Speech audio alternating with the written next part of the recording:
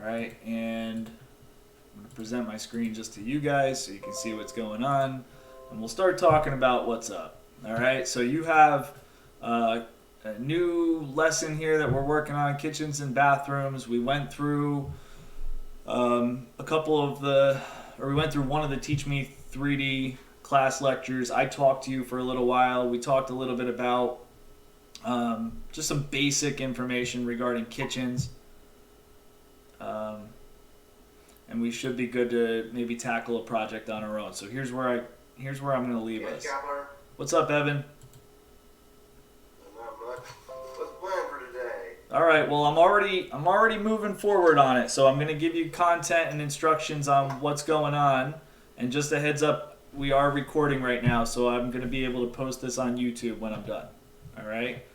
So you should be able to recapture anything that you missed up until this point, but I'm just going through the new lesson. All right, so here's what I have for you. I have a project posted that you're going to use as a start point. All right, it looks very much like this. I mean, this is actually the exact same project. All right, so basically what we have is we have a three-wall kitchen. There's actually an extra wall right here. We have a three-wall kitchen that you are going to build the remainder of the kitchen up. All right, so I started you off. I have a corner cabinet. I have a single door and drawer cabinet next to it, and then I have a refrigerator up against the wall. All right, you're going to work to build the remainder of the kitchen within the boundaries that you have. So you're going to build cabinets off kind of in a clockwise direction. You're going to put the sink in. You're going to put the next corner cabinet in. You're going to put any remaining appliances. You have a range and another cabinet that's going to go in place. You're going to put the wall cabinets in, and you're going to build a countertop. All right, so I gave you a starting point, and I gave you a set of plans. All right, so you have these items as a resource. All right, so we already started. Do we have to follow them to a T or no? You're not going to follow them exactly to a T. You're going to follow them as close as you can. And if you see any issues that you want to maybe improve or try to make better, you're certainly welcome to. But I think you have a really good set of instructions that you can use just to start with. All right. So we have in the plans a refrigerator, a base 18-inch wide cabinet, and then over here in the corner, and this is exactly kind of to Evan's point, we have a base 36-inch blank cabinet. So you have like just a short door over here on the left, and then you have like a big blank area on the side, and then there's another base 15-inch cabinet. Instead of using that type of cabinet where you lose all that space in the back corner, in the project I actually inserted a corner cabinet.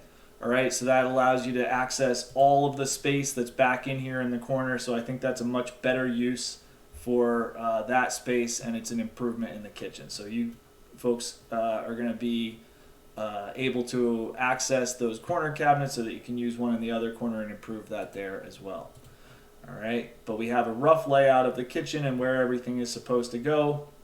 You got the kitchen work triangle in place, so you got the refrigerator, the sink over here, and you got the range up against the other wall. So it gives you a good work zone to move between all those spaces. And I see at least one point we're going to make a lazy Susan. Well, that is really going to just be our corner cabinet. All right, so you're going to end up putting another corner cabinet on the other side and utilizing that over there. All right, so that will maximize that space use on the other side of the kitchen. All right, so let's just kind of look. It's designed very close to what my kitchen looks like. It does. Good. A little different. I have a fridge next closer to the stove instead of across from it, but yeah. Okay. Very good. So, couple things just to point out. I don't know how much I spoke to you about regarding like these elevation views and what they're showing. All right, but we are going to try to create some interior elevation views so that we can see the interior walls of each of the kitchen. All right, when you read this set of plans, you're reading the kitchen plan as you read a normal floor plan. For the elevation views, you're going to imagine yourself standing on the elevation circle looking in the direction of the arrowhead. All right, so for elevation A, you're standing on the elevation, looking in the direction of arrow A, and you should see elevation A. You would see the refrigerator, you would see an overhead cabinet or a wall cabinet up above it, and then you would see your base cabinets and then the hanging wall cabinets that are up there. All right, if you're reading elevation B down here, you're standing on the bubble looking in the direction of B. These cabinets that we just referenced are cut in half, and now you can see all the base cabinets lined up, and you have 2 wall cabinets on the outside of the window. Elevation C, obviously it's the same situation, standing on elevation looking in the direction of C. You can see your range, you can see those base cabinets, you can see the wall cabinets, and then here they have a microwave with a fume or ventilation hood over top of it where we're going to vent fumes and things like that away from the range and outside. So that is your set of plans that I want you to work off of. All right, a couple items, like when you're looking at the actual set of plans, all right, there are some dimensions on here for each of the different cabinet sizes that we should talk about just a little bit. All right, so let's go to cabinet B18 here for a second. So B18, I did place into the model for you already. And just to give you a little bit of a heads up as far as really like kind of what that is and what it means, 18 is in reference to the width, all right, for that cabinet. So if you look at that cabinet, all right, that cabinet really should go, I think I made it a little bit bigger in the plans. We kind of optimized that space just a little bit. But realistically, when you see B18 on a set of plans, all right, 18 is referencing just the width of the cabinet. All right, so there's a couple things about that particular cabinet that are kind of like givens. All right, so any cabinet, any base cabinet, is always going to be the same exact height. All right, so just to prove that here for a second, I'll go to an elevation view and we'll take a look. So the height of the cabinet is always going to be 2 feet 10.5 inches tall. All right, so it's always going to be that consistent size. All base cabinets are 2 feet 10.5 inches tall, and they're always going to be, base cabinets in a kitchen are always going to be 2 feet deep. So those two numbers are always the specs. All right, that's just what you get for base cabinets. So they're always going to be 2 feet deep. They're going to be 2 feet 10.5 inches tall. So the number that you're getting is really just the width. So you're getting an 18 on there for the width. They're suggesting that you should make this cabinet 18 inches wide. All right. Some big things that you have to make sure that you do. You have to make sure that you place your cabinets up against the cabinet exactly next to it. All right. So you can do that a couple different ways. You can use the move tool, and you can identify the back corner of the cabinet, and you can place it exactly where it's supposed to go. So just by moving choosing a point and picking a move point, so where you're moving it from and where you're moving it to, that's a really good way to go. All right, as long as you're precise.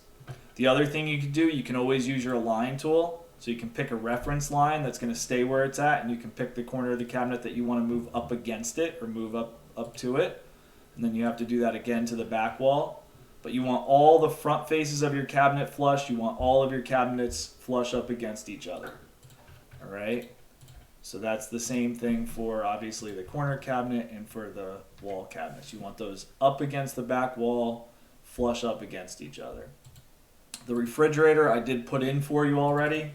All right, so you don't really have to think about this too much, but the refrigerator, and I talked to you guys about this a little bit yesterday, the refrigerator is meant to have a little bit of space up against the back wall. So there's a compressor in the bottom of most refrigerators that produces heat, and you don't want your refrigerator right up against the back wall, or else it can't dissipate that heat. There's no airflow, or there's no air ventilation, and the compressor burns out a little bit quicker. The other thing with refrigerators, most refrigerators, you do want to leave a 1/2 inch or 3/4 of an inch up against the cabinet, and that's really just because most refrigerators don't come in exact sizes. So this one says 35 by 32 inch. That's the width and the depth. There are different size refrigerators. If you were to go to Lowe's and Home Depot and start shopping for refrigerators, most of them are going to be like within a ballpark, but they're going to be off a little bit on the spec. So there's always going to be like a fraction of an inch there. So you want to leave yourself like a little extra room just to make sure that you can fit a new refrigerator in if you ever have to replace it. All right. So I gave you like a starting point, and now you're just going to start kind of working your way right around with base cabinets and appliances and trying to fit everything in to the plans as shown. All right. Now, one thing that I did for you in this project that I gave you to start with, I gave you all the cabinets and all of the appliances that you're going to need to work with. All right. So there's really no reason to go anyplace else to get any other content. You should have everything right in here underneath components. All right. So if you're loading the next cabinet that needs to go into the project, all right, we're looking for a sink cabinet. They're saying 39 inches wide. All right, so if I go to component and I click on the down arrow and I type in sink, all right, you should have a sink cabinet that you can use. I don't see one. Let me go with, let me try base. Let's just go base cabinet here. Base cabinet. Base cabinet, double door with drawer. I actually don't see it in the project, which is a little bit of a concern. All right. So contrary to what I just said, you're going to have to load one out of the family library, I suppose. Or maybe I can put one in here for you. I thought there was one in here. Regardless, let's go to another type of base cabinet. I should have most of the base cabinets in here. If you're looking for a base cabinet, you should be able to find one if you just type in cabinet or base. I'll have to get you guys another file updated with that in there. But you should be able to find, I'll do that for you by tomorrow. No one's going to really start this today. You should be able to just search by typing. All right, so if you're looking for cabinets, CAB, all right, you're going to see every cabinet that's loaded into the project as of right now. You don't want to use in the kitchen anything that's labeled vanity, so that's really important. All right, and then when you're looking for cabinets, any base cabinet is going to come in 3-inch increments. So again, like we're only talking width. So if you were to put any type of cabinet into your project, all you're seeing here are widths. So 12, 15, 18, 21, 24. And that's the same thing that you would get if you were to head over to Lowe's or Home Depot or go down to any building store. You're going to find cabinets that come in 3-inch width increments. So 2 foot is always the depth, 2 foot 10 and a half inches is always the height, and then you're really just assessing the width. All right, and pretty much everything should be in here. If you get to the point where you're looking for the sink, you can just search by typing again. I have a sink in here that you can place into your project. You can even just put one in kind of as a placeholder for the time being. All right. Personally, I like when the sink lines up with the windows. I think it makes the most sense to try to do that. You can try to do that. All right. Or you can follow the plans and you can offset the sink a little bit to the left and try to squeeze a dishwasher in. You cannot fit a dishwasher in underneath the sink. All right. So the sink base cabinet has to have room for the sink to interface with it. So that first drawer or that top drawer underneath the sink is really just kind of like a phony set of drawers. All right, it doesn't actually work. All right, so you need a specific sink base cabinet to go underneath there. Your dishwasher is going to fit right up against the cabinet that you put in place. All right, they squeezed another cabinet in the corner, but again, like we can use just another corner cabinet if we just copy something like that and place it into our project that way. All right. Once again, just main thing you're trying to do, you're trying to make sure that you fit your cabinets exactly and precisely up against the wall. All right. If you end up in a situation where you have cabinets that have a small gap, all right, or a tiny little gap in between them, all right, you can go about fixing that a couple different ways. You can try to make the cabinet a little bit bigger if there's another size up or down. All right. If when you do that, there's still like a little tiny gap or you have any kind of place to fill up, all right, you should have a filler strip that you can access. So a filler strip would just be something that you can put in the corner. It's just a small piece of wood that you can put in the corner of any small location in the kitchen. All right, just to clean up or close up like a gap that's smaller than 3 inches. So that's very common. If you go in your own kitchen at home and you look at how the cabinets are put together and how everything lines up with each other, you're most likely going to see one small space where everything didn't come together perfectly, and that's where we have a filler strip. So you can certainly pull out a filler strip and put that in if you see that. All right. Tomorrow we'll get going on this. All right, and we're just going to start by laying out our cabinets along the bottom of the kitchen. Like I said, I'll update that file so that you have the sink-based cabinet. You're just going to kind of work around here clockwise in a clockwise direction. You can start to place each of those cabinets and each of those appliances in as they go. We're trying to fit the cabinet in and make it practical and functional all the way across the kitchen. Again, like making sure that we don't have any little gaps. If we do have any gaps, you can still use a filler strip. And then once that stuff is in place, now you can bounce back and you can start working on your upper cabinets, and you can put your upper cabinets in place. Where you saw the denotation for base cabinets, where it's referencing just the width, wall cabinets are a little bit of an exception. All right, so for wall cabinets, if we look at this, a wall cabinet is designated with a W for wall. All right, and then the first 2 numbers are going to be the width, and the second set of numbers are going to be the height. Okay, so here where you have like a W3612, that's going to be 36 inches wide. It's a wall cabinet, 36 inches wide. The 12 then stands for the height. So you have a wall cabinet that's 12 inches tall. And that cabinet has to be a little bit, a little shallower just because you have the refrigerator underneath it. All right, but that hint there for the 36 tells you 36 inches wide for that cabinet, that refrigerator is going to be of the same spec. So that refrigerator is going to be close to a 36-inch refrigerator. I think in reality here it's a 35-inch, so it's a little bit smaller, which makes a lot of sense. All right, let's go back and look at that just one more second. So if we go to the next wall cabinet W 18 by 30, so it's going to be 18 inches wide, it's going to be 30 inches tall.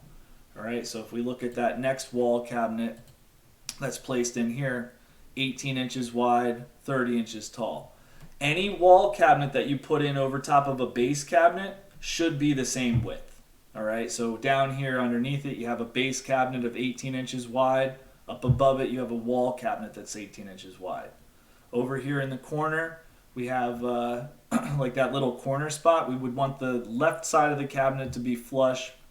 It looks like there's a little extra room that you can kind of like reach over top of and get into the back of there. So they're saying that's a wall cabinet that's going to be 36 inches wide and 30 inches tall. So you're lining up the bottom of the wall cabinets. You're lining up the top of the wall cabinets.